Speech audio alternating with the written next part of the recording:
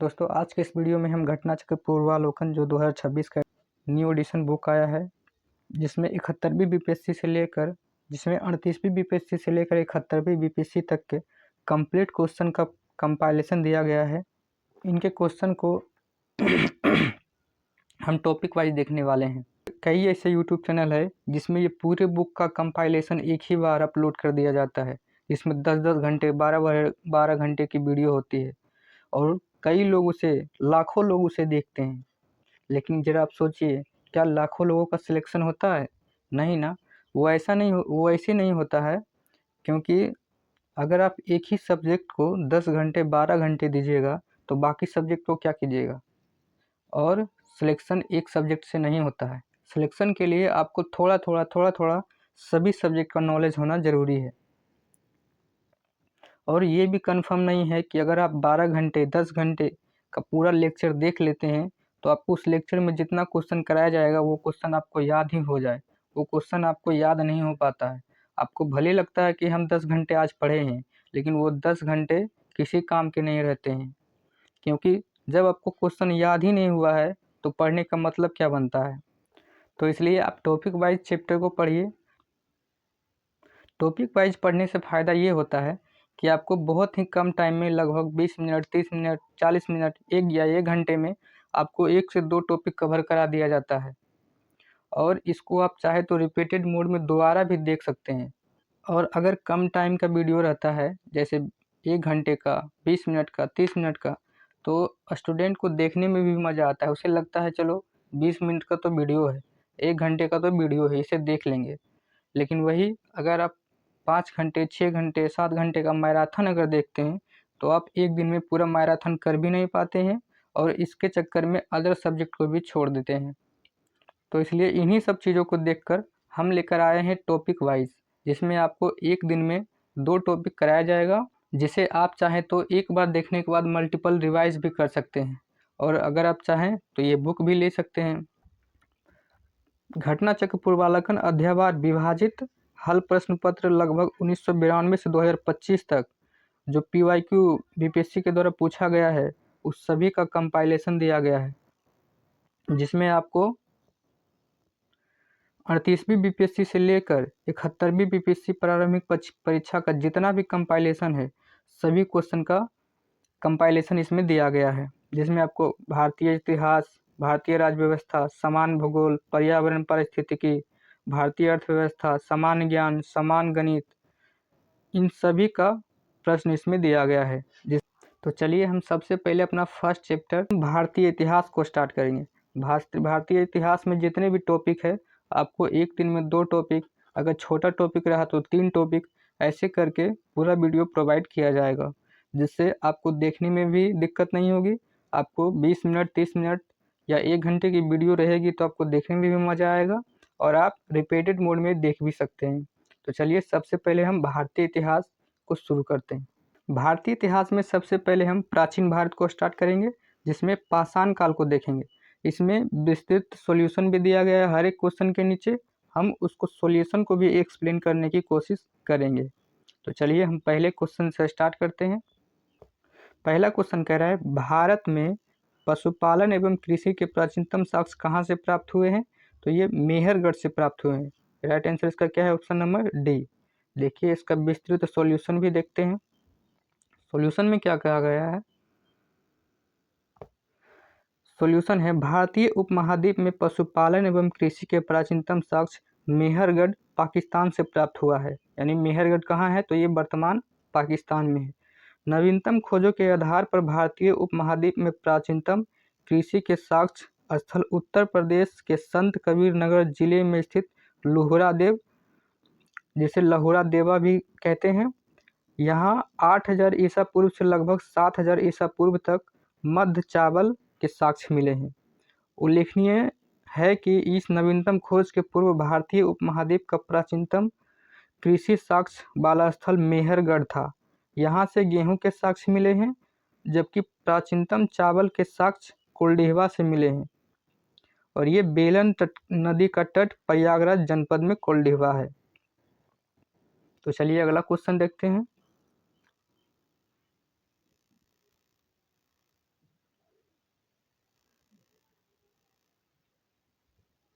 Next question, question number 2 कह रहा है निम्नलिखित में से किसको कैल्कोलिथ युग कहा जाता है। ये कैल्कोलिथ नहीं, ये चैल्कोलिथ है।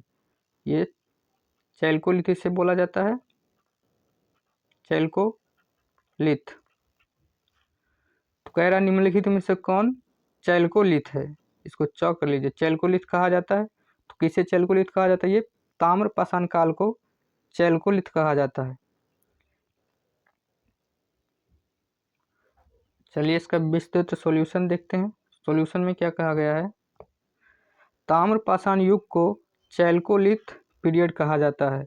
जिन संस्कृतियों में तांबे के औजार के साथ ही पत्थर के बने हुए उपकरण का प्रचलन मिलता है उन्हें प्रायः ताम्र पाषाणिक संस्कृति कहा जाता है। अगला क्वेश्चन देखते हैं। क्वेश्चन नंबर 3 है। क्वेश्चन नंबर 3 कह रहा है प्रथम मानव जीवाश्म भारत के किस नदी के तट पे प्राप्त हुआ है। तो ये नर्मदा घाटी में प्राप्त हुआ है। राइट आंसर क्या है इसका, ऑप्शन नंबर सी। भारत में जीवाश्म का सर्वप्रथम साक्ष्य नर्मदा नदी घाटी अवस्थित हथनौरा, जो कहाँ है, सीहोर मध्य प्रदेश में है, नामक स्थान पुरा स्थल से प्राप्त हुआ है। इसकी खोज भारतीय भूवैज्ञानिक सर्वेक्षण के जीवाश्म वैज्ञानिक अरुण सोनकिया द्वारा 1982 में की गई थी। नेक्स्ट क्वेश्चन है। नेक्स्ट क्वेश्चन कह रहा है निम्नलिखित में से किस राज्य में भीमबेटका स्थल है। यानी भीमबेटका कहाँ है, तो सभी को पता है भीमबेटका मध्य प्रदेश में है, जो गुफा चित्र के लिए प्रसिद्ध है। भीमबेटका या भीम बेटका जिसे बोला जाता है, पूरा स्थल पूर्व पाषाण काल के से मध्य ऐतिहासिक काल तक मानव गतिविधियों का केंद्र रहा है। मध्य प्रदेश रायसेन जिले में स्थित है और भीमबेटका की गुफाओं से प्रागैतिहासिक चित्रकला के सैकड़ों नमूने मिले हैं। यहाँ के शैल चित्रों के प्रमुख विषय सामूहिक नृत्य, रेखांकित मानवीकृत शिकारी, पशु पक्षी, युद्ध और प्राचीनतम मानव के जीवन के दैनिक क्रियाकलापों से जुड़े हुए यहाँ लगभग 750 शिलाश्रय की पहचान हुई है। नेक्स्ट क्वेश्चन देखते हैं। नेक्स्ट मिलान करने वाला क्वेश्चन है।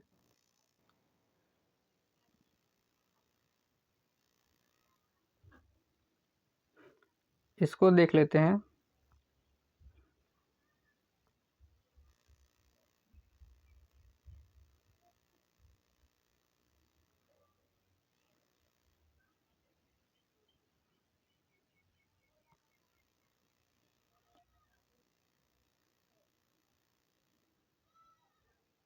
नेक्स्ट मिलान करने वाला क्वेश्चन है।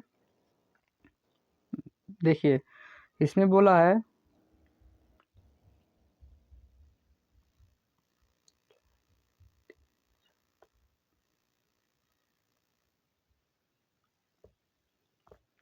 नेक्स्ट मिलान करने वाला क्वेश्चन है। ये नौ पाषाणकालिक स्थल है और ये नौ पाषाणकालिक स्थलों के स्थान है। तो देखिए उतनूर कहाँ है, तो उतनूर तेलंगाना में है। चिरांद कहाँ है, तो चिरांद बिहार में है। और गुफा कराल कहाँ है, तो ये जम्मू कश्मीर में है। और ये यमपल्ली कहाँ है, तो यमपल्ली ये तमिलनाडु में है। तो राइट आंसर इसका क्या होगा, तो इसका होगा राइट आंसर 3, 4 और 2, 1। 3, 4, 2, 1 होगा। देखिए कौन से ऑप्शन में 3, 4, 2, 1 है।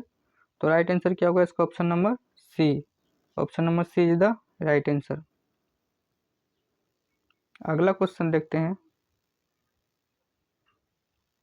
नेक्स्ट है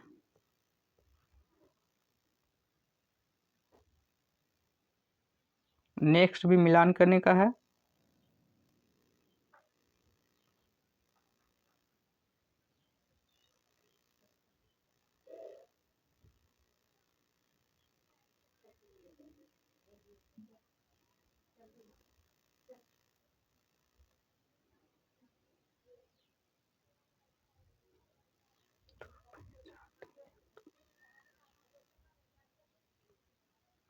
नेक्स्ट क्वेश्चन भी मिलान करने वाला है। ये ताम्रपाषाण युग स्थल है, ये ताम्रपाषाण युगीन सभ्यता स्थलों की नदियां हैं। तो देखिए आहर कहाँ है, आहर जो है, आहर कौन सी नदी के स्थान नदियों के पास है, तो आहर है बानास नदी के पास। और ये कायथा कायथा जो है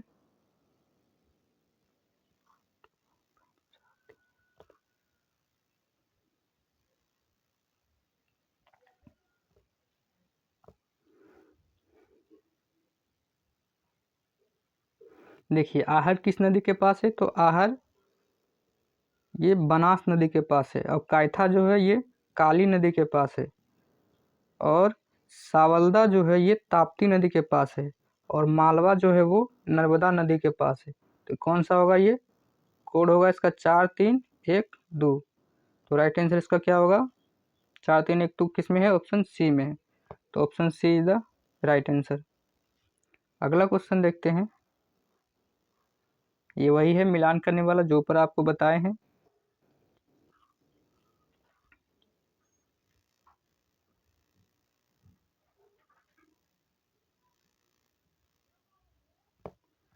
नेक्स्ट क्वेश्चन है, किस शहर को मिनी हड़प्पा के नाम से जाना जाता है, तो लोथल को मिनी हड़प्पा के नाम से जाना जाता है।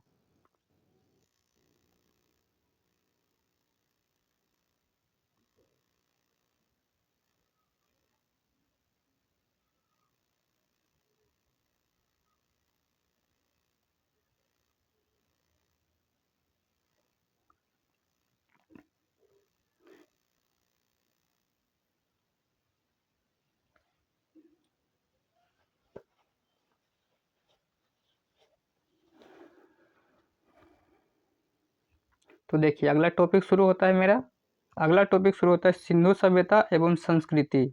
तो देखिए सिंधु सभ्यता और संस्कृति को देखते हैं।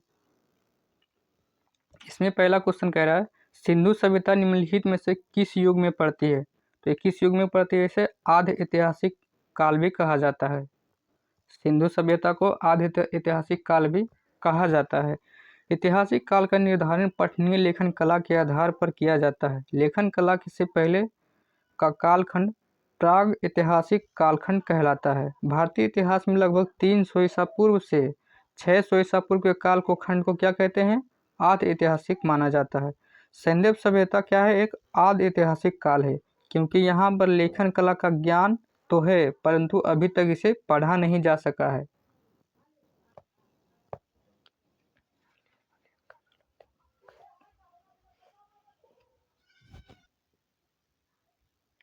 अगला क्वेश्चन देखते हैं। अगला क्वेश्चन क्वेश्चन नंबर 2 कह रहा है, सिंधु घाटी सभ्यता की सबसे महत्वपूर्ण विशेषता क्या थी।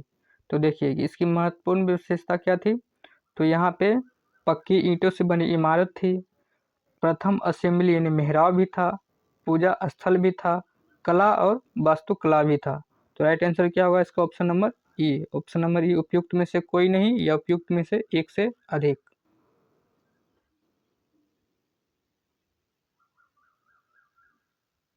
अगला क्वेश्चन देखते हैं। नेक्स्ट क्वेश्चन मेरा क्या कह रहा है, नेक्स्ट क्वेश्चन कह रहा है,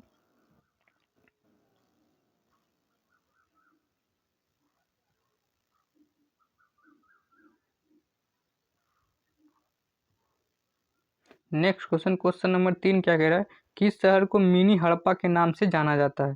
तो मिनी हड़प्पा किसे कहते हैं, तो ये लोथल को मिनी हड़प्पा कहा जाता है। लोथल प्राचीन हड़प्पा या सिंधु सभ्यता के सबसे दक्षिणतम शहर है। इसे मिनी हड़प्पा के नाम से जाना जाता है। ये आधुनिक गुजरात राज्य में है, अभी वर्तमान में कहाँ है, ये गुजरात राज्य में है। इसके प्रारंभिक उत्खनन प्रोफेसर एस.एन. राव थे, और यहाँ पे गुजरात में ही, गुजरात के लोथल में ही हमें डॉकयार्ड मिला है। लोथल एक प्राचीन व्यापारिक शहर था जिससे ईरान और फारस से व्यापार होता था। अगला क्वेश्चन देखते हैं, क्वेश्चन नंबर 4 कह रहा है, निम्नलिखित में से कौन सा एक हड़प्पा का बंदरगाह है। तो क्या है, लोथल। लोथल एक बंदरगाह था जहाँ से सिंधु सभ्यता में व्यापार हुआ करता था। तो देखिए हड़प्पीय नगर लोथल गुजरात के अहमदाबाद जिले में भोगवा नदी के तट पे है। यह एक हड़प्पा कालीन बंदरगाह था जहाँ से गोदीबारा के साक्ष्य मिले हैं, यानी डॉकयार्ड के साक्ष्य कहाँ से मिले हैं, तो ये हमें हड़प्पा के स्थल लोथल से मिला है। अगला क्वेश्चन देखते हैं, निम्नलिखित में से कौन सा हड़प्पा कालीन स्थल गुजरात में है। तो गुजरात में कौन है, ये लोथल। और देखिए गुजरात में और कौन कौन से स्थल है, तो लोथल गुजरात में है, कालीबंगा राजस्थान में है, डारवा कोट बलूचिस्तान में है, जैसे अभी पाकिस्तान, वर्तमान पाकिस्तान के एरिया में है वो। तथा राखीगढ़ी कहाँ है? हरियाणा में, राखीगढ़ी हरियाणा में। नेक्स्ट क्वेश्चन है, अगला क्वेश्चन कह रहा है दुनिया की सर्वाधिक प्राचीन सभ्यता कौन सी है? तो देखिए, दुनिया की सबसे प्राचीन सभ्यता है वो मेसोपोटामिया की सभ्यता। मेसोपोटामिया वर्तमान में कहाँ है? तो ये वर्तमान का इराक है। इसे ही मेसोपोटामिया बोला जाता था प्राचीन काल में। देखते हैं इसकी व्याख्या में कहा गया है, मेसोपोटामिया इराक सभ्यता को दुनिया की सबसे प्राचीन सभ्यता माना जाता है। यह सभ्यता वर्तमान में इराक और उसके आसपास के क्षेत्र में विकसित थी। इब्सियन सभ्यता यानी मिस्र की सभ्यता का विकास कहाँ हुआ था? तो नील नदी के किनारे हुआ था। यह मेसोपोटामिया की सभ्यता के बाद की सभ्यता मानी जाती है। नेक्स्ट है,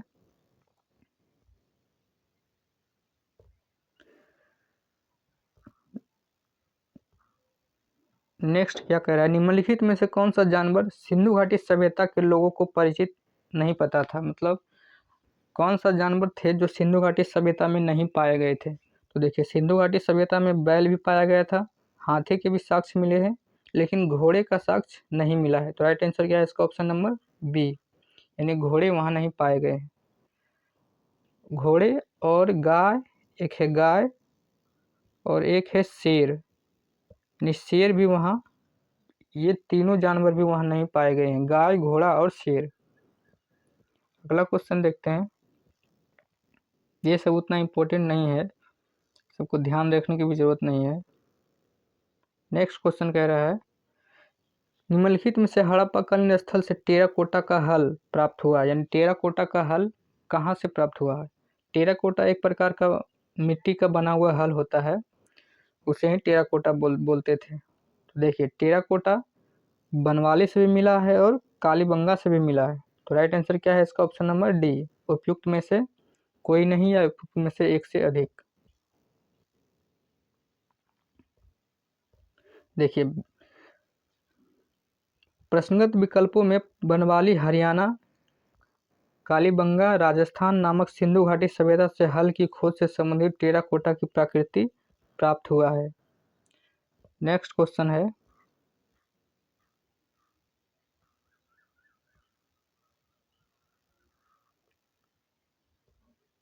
अगला क्वेश्चन, निम्नलिखित में से किस हड़प्पा नगर में जुते हुए खेत के निशान प्राप्त हुए हैं? तो कहाँ से जुते हुए खेत के निशान प्राप्त हुआ है? तो ये कालीबंगा से प्राप्त हुआ है। राइट आंसर है इसका ऑप्शन नंबर ए, कालीबंगा।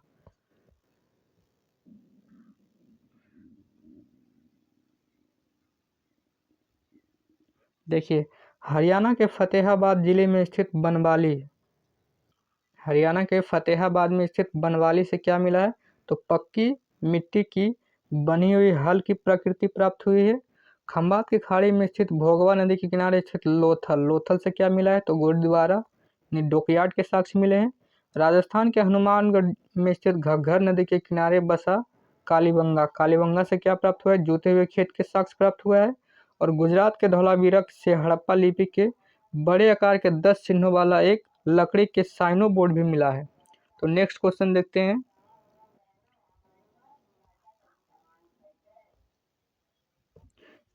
अगला क्वेश्चन कह रहा है, निम्नलिखित हड़प्पा स्थल पर हमें जूते हुए खेत के साक्ष्य मिले हैं। अभी ऊपर देखा है हमने, कहाँ से मिला था? कालीबंगा से मिला था। नेक्स्ट क्वेश्चन, निम्नलिखित में से कौन सा हड़प्पा और मोहनजोदड़ो के उत्खनन से संबंधित नहीं है? तो देखिए, हड़प्पा और मोहनजोदड़ो के उत्खननकर्ता आर डी बनर्जी थे, के एन दीक्षित थे, ए एम वत्स थे, लेकिन बी एस स्मिथ नहीं थे। तो राइट आंसर क्या है इसका? Option number D.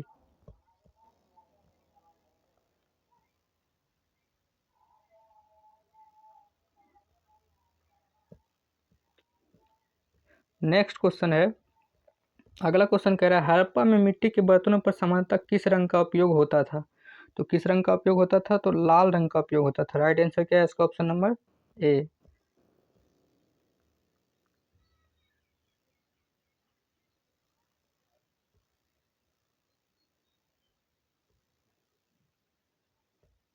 देखिए, हड़प्पा निवासी मिट्टी के बर्तनों का व्यापक पैमाने पर निर्माण करते थे, जिन पर लाल रंग के साक्ष्य प्राप्त होते हैं। हड़प्पा सभ्यता से मिट्टी के बर्तनों को बनाने में मिट्टी के चौक का प्रयोग किया जाता था।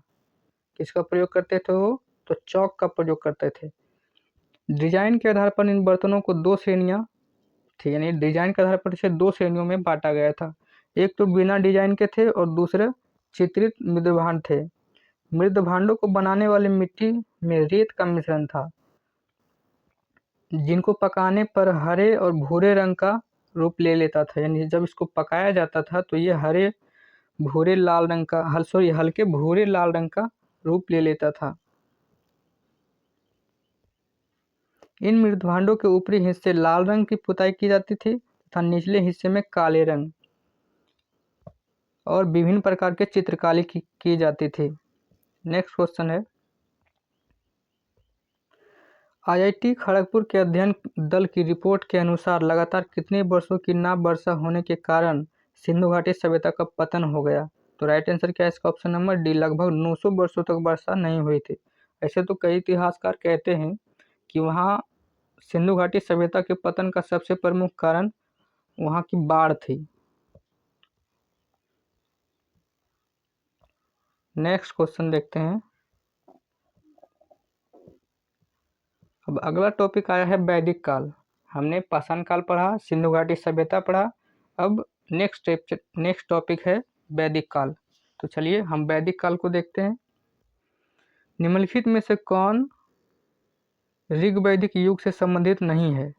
तो देखिए ऋग्वैदिक युग में कौन कौन थे? घोषा भी थे, अपाला भी थे और विश्ववारा भी थे। कौन नहीं थे? तो गर्गी, ये ऋग्वैदिक युग में नहीं थे।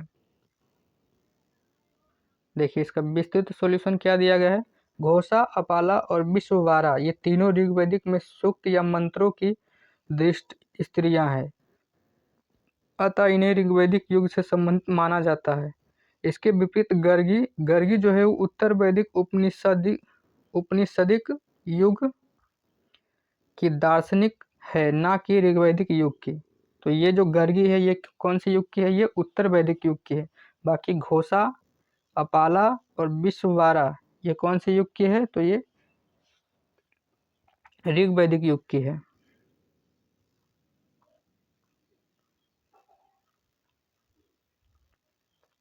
नेक्स्ट क्वेश्चन है, प्रारंभिक वैदिक काल के दौरान कौन सा शहर प्राचीन मगध साम्राज्य की राजधानी के रूप में कार्य करता था? तो कौन करता था वो? राजगिरी। राजगिरी थी जो मगध साम्राज्य की राजधानी थी।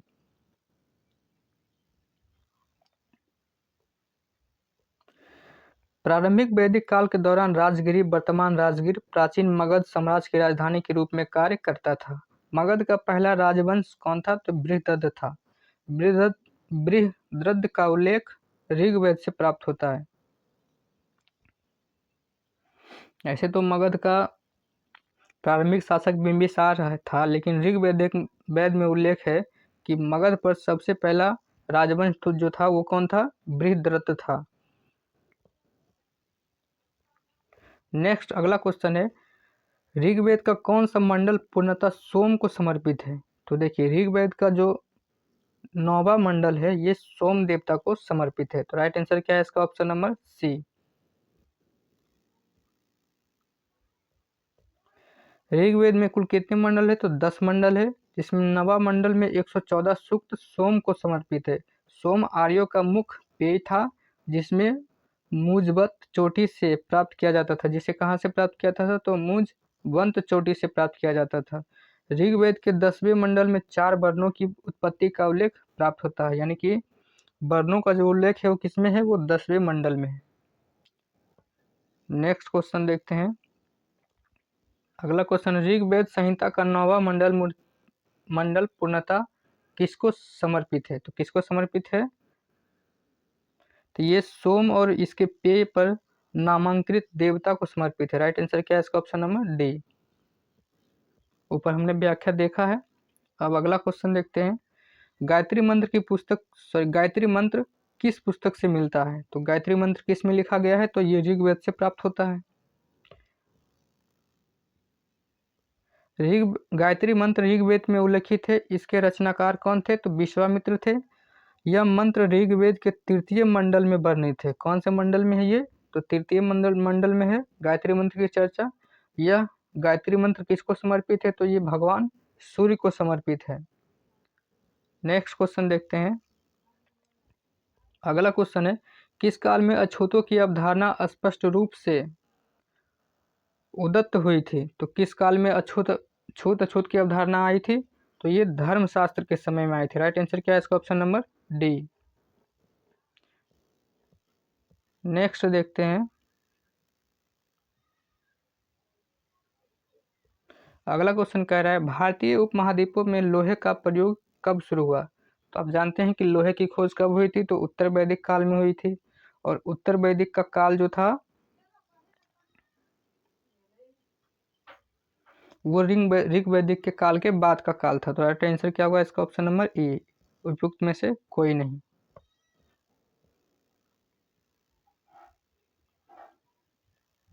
नेक्स्ट क्वेश्चन है, बेगासकोई का महत्व इसलिए है कि, तो आप जानते हैं बेगासकोई एक अभिलेख है। उसका महत्व इसलिए है क्योंकि ये मध्य एशिया एवं तिब्बत के बीच एक महत्वपूर्ण व्यापारिक केंद्र माना जाता था। नहीं, ये नहीं प्राप्त होता, ये नहीं होगा। ऑप्शन ए कह रहा है, वहाँ जो अभिलेख प्राप्त हुए उनमें वैदिक देवी एवं देवताओं का वर्णन मिलता है। राइट आंसर क्या होगा इसका? Option number A. Option number A is the right answer. तो देखिए, बेगासकोई जिसे एशिया माइनर भी कहा जाता है, ये 14वीं शताब्दी ईसा पूर्व कुछ अभिलेख मिले हैं। इस अभिलेख में राजाओं का उल्लेख आया जिनके नाम आर्यों जैसे थे और जो सिंधिया के साक्ष्यों तथा रक्षा के लिए इंद्र, मित्र, वरुण एवं नातस्य देवताओं का आह्वान करते थे। नेक्स्ट क्वेश्चन है,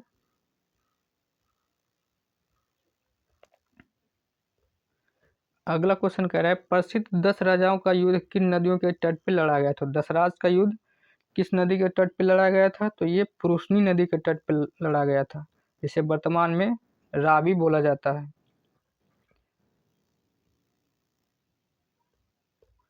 दशराज युद्ध यानी 10 राजाओं का युद्ध पुरुषनी नदी आधुनिक नाम रावी नदी के तट पर लड़ा गया था, जिसमें भारतीयों के राजा सुदास की विजय हुई थी। नेक्स्ट क्वेश्चन है,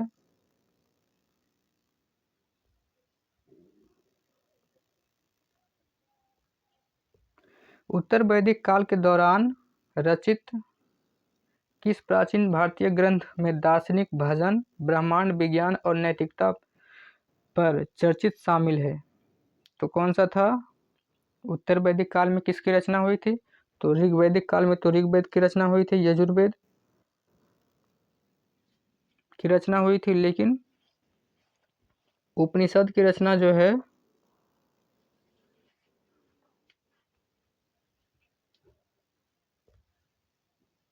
उपनिषद की रचना जो है वो उत्तर वैदिक काल के दौरान हुई थी। तो राइट आंसर क्या है इसका? Option number A.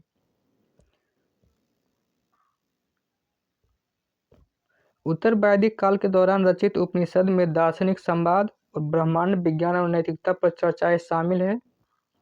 उपनिषद भारत के प्राचीनतम ग्रंथ है जो लगभग 700 ईसा पूर्व से लेकर 300 ईसा पूर्व के बीच संस्कृत में लिखे गए थे। अगला टॉपिक मेरा बौद्ध धर्म स्टार्ट होता है, वैदिक काल समाप्त होता है। अब बौद्ध धर्म को देखते हैं। बौद्ध धर्म में पहला क्वेश्चन है, गौतम बुद्ध का जन्म कहाँ हुआ था? तो कहाँ हुआ था उसका जन्म? लुम्बिनी में हुआ था, जो लुम्बिनी वर्तमान में कहाँ है? तो वो नेपाल में है। इसका विस्तृत सॉल्यूशन देखते हैं। महात्मा बुद्ध का जन्म 563 ईसा पूर्व कपिल वस्तु के समीप लुम्बिनी में हुआ था। बोध गया बिहार में बैसाख पूर्णिमा के रात उन्हें ज्ञान की प्राप्ति हुई और काशी के ऋषिपत्तनम या मृगदाव, इसे वर्तमान सारनाथ बोलते हैं, उन्होंने प्रथम उपदेश दिया था। प्रथम उपदेश कहाँ दिया था? तो सारनाथ में, जिसे क्या बोला गया? धर्म चक्र प्रवर्तन दिया गया। कुशीनगर में उनका निधन हो गया, जिसे बौद्ध साहित्य में क्या बोलते हैं? तो महापरिनिर्वाण कहा जाता है। नेक्स्ट क्वेश्चन है, महात्मा बुद्ध ने अपना पहला धर्म चक्र प्रवर्तन किस स्थान पे दिया? तो कहाँ पे दिया था? ये सारनाथ में। राइट आंसर क्या है इसका? Option number B.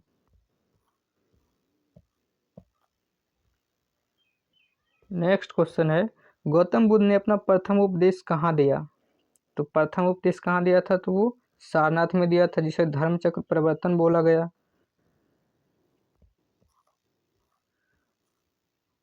अगला क्वेश्चन कह रहा है, बोध गया में किसे ज्ञान की प्राप्ति हुई थी? तो किसे हुई थी? तो गौतम बुद्ध को बोध गया में ज्ञान की प्राप्ति हुई थी।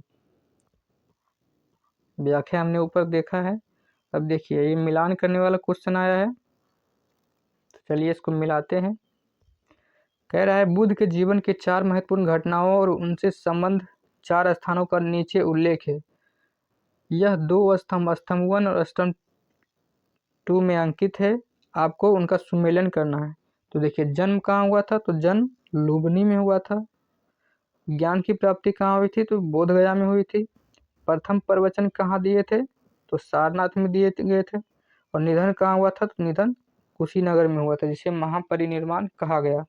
तो राइट आंसर क्या होगा इसका? कोड इसका हो जाएगा 3, 2 का हो जाएगा 2, 3 का हो जाएगा 1, 3 2 1 4। 3 2 1 4 देखिए किस में है। तो राइट आंसर क्या होगा इसका? Option number C, 3 2 1 4। Next question देखते हैं।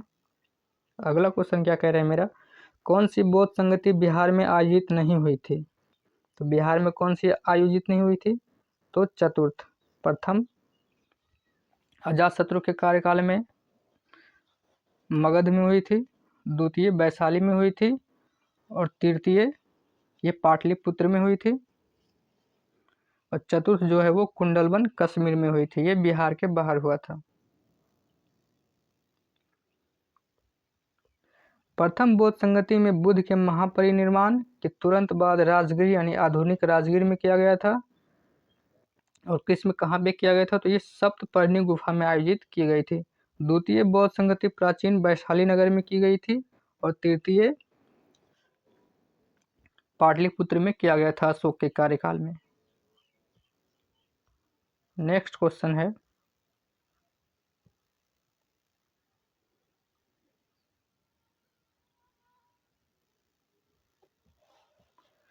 अगला क्वेश्चन मेरा कह रहा है, अजातशत्रु के शासनकाल में प्रथम बौद्ध संगति का आयोजन किस नगर में किया गया? तो कहाँ किया गया था? ये राजगिरी में किया गया था। राइट आंसर क्या है इसका? Option number A. प्रथम बौद्ध संगति यानी प्रथम बौद्ध परिषद भी जिसे बोलते हैं, बुद्ध की मृत्यु के तत्काल बाद राजगिर यानी राजगीर की सप्तपर्णी गुफा में हुई थी। इस समय मगध का शासक कौन था? तो अजातशत्रु, बिंबिसार का पुत्र अजातशत्रु था। इस संगति की अध्यक्षता महाकश्यप ने किया था। इसमें बुद्ध के प्रमुख शिष्य कौन थे? आनंद और उपाली उपस्थित थी। इसमें बुद्ध की शिक्षाओं का संकलन हुआ तथा इन्हें सूत और विनय नामक 2 पिटकों में विभाजित कर दिया गया। नेक्स्ट क्वेश्चन देखते हैं। प्रथम बौद्ध संगति के अध्यक्ष कौन थे? तो प्रथम बौद्ध संगति के अध्यक्ष कौन थे? तो ये महाकश्यप थे। राइट आंसर क्या है इसका? Option number B. Next question देखते हैं। प्रथम बौद्ध महासभा का आयोजन हुआ कहाँ हुआ? तो प्रथम बौद्ध महासभा हुआ था ये राजगिरी में हुआ था, अजातशत्रु के शासनकाल में। नेक्स्ट क्वेश्चन देखते हैं। भगवान बुद्ध के महापरिनिर्वाण के बाद पहली बौद्ध संगति हुई। तो भगवान बुद्ध की जब मृत्यु हुई यानी महापरिनिर्वाण उनको मिला, तो पहली बौद्ध संगति कहाँ हुई थी? तो राजगिरी, वर्तमान राजगीर में हुई थी। नेक्स्ट क्वेश्चन है, क्वेश्चन नंबर 11 मेरा कह रहा है, कनिष्क के शासनकाल में बौद्ध सभा की किस नगर में आयोजित की गई थी? तो कनिष्क के शासनकाल में किस नगर में हुई थी? तो कश्मीर में हुई थी। चौथी बौद्ध संगति हुई थी कुंडलवन कश्मीर में।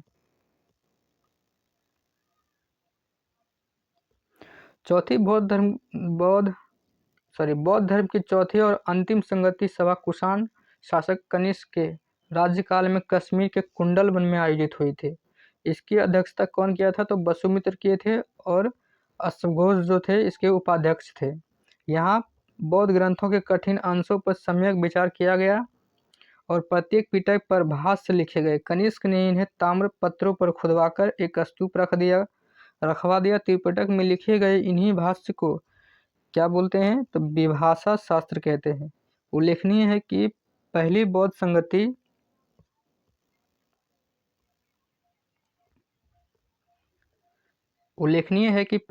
संगति बुद्ध की मृत्यु के तत्काल बाद राजगीर की सप्तपर्णी गुफा में हुई। इस समय मगध का शासक कौन था, तो अजातशत्रु। इसकी अध्यक्षता कौन किया था, तो महाकश्यप। और द्वितीय बौद्ध संगति कालाशोक के शासनकाल में हुई थी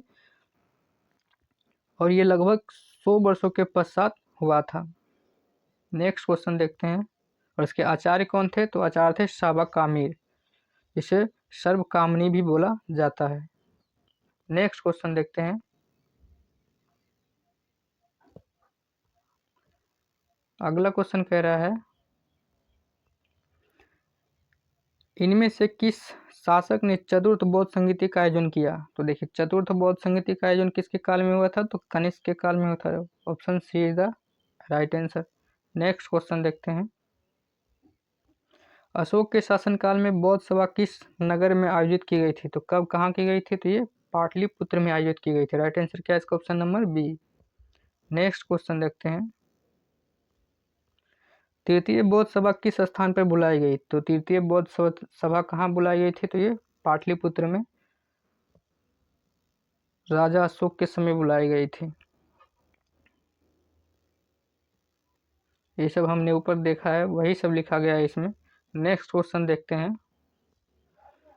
त्रिपिटक किसकी धार्मिक पुस्तक है, तो किसकी धार्मिक पुस्तक है, तो ये बुद्धों की धार्मिक पुस्तक है। त्रिपिटक में कौन कौन आते हैं, शुद्ध पिटक, विनय पिटक और अभिधम पिटक। Next question.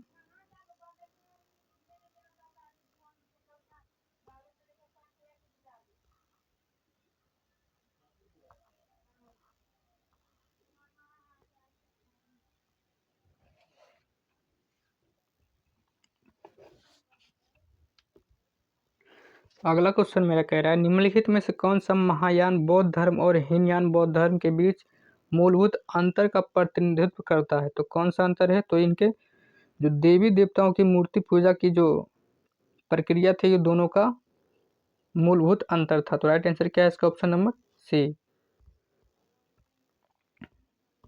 देखिए, बौद्ध धर्म के हीनयान संप्रदाय को मानने वाले मूर्ति पूजक नहीं थे, जबकि महायान संप्रदाय में बौद्ध धर्म के देवता मानते हुए उनकी मूर्तियों की पूजा की जाने लगी।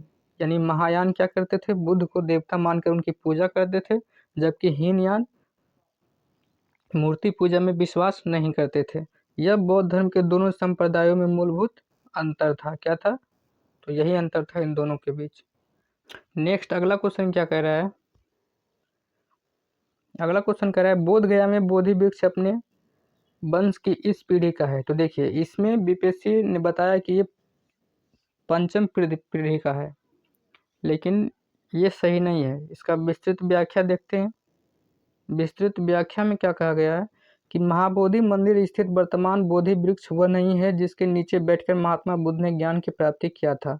वैनसांग के अनुसार उसके मूल वृक्ष की 7वीं शताब्दी में सम्राट शांसक ने नष्ट कर दिया था। इसके बाद इस स्थान पर कई और वृक्ष रोपित हुए और नष्ट हुए। वर्तमान में इस वृक्ष को हम देख रहे हैं, वो 5वीं पीढ़ी का वृक्ष है, जिसे अलेक्जेंडर कनिंघम ने लगाया था। यह वृक्ष पूरी तरह से क्या है, संरक्षित है और केवल इससे गिरे हुए पत्तियों को ही छूने और उठाने का अधिकार है। एक अन्य तथ्य के अनुसार यह वृक्ष क्रमशः 2 बार सम्राट अशोक, एक बार पुष्यमित्र शुंग और एक बार पूर्व बर्मा तथा अंत में कनिंघम द्वारा लगाया गया। अतः यह 6ठी पीढ़ी का वृक्ष है। ये कौन सी पीढ़ी का है, तो ये 6ठी पीढ़ी का वृक्ष है। बिहार सरकार के पर्यटन विभाग की वेबसाइट पर इसे 5वीं पीढ़ी को बताया गया है। तथ्यों में विवाद होने के कारण बिहार लोक सेवा आयोग ने इस प्रश्न को मूल्यांकन से बाहर कर दिया था। इसमें अभी पता नहीं चल पाया है कि कौन सी पीढ़ी का है, क्योंकि सबका मत अलग अलग है। तो राइट आंसर क्या होगा इसका, तो राइट आंसर इसका अभी कुछ भी नहीं कर सकते हैं। नेक्स्ट क्वेश्चन देखते हैं। क्वेश्चन नंबर 19 कह रहा है, चीनी यात्री संगयुन ने भारत की यात्रा की थी, यानी कब से कब तक की थी, तो ये 515 ईस्वी से लेकर 520 ईस्वी तक की थी। Next question,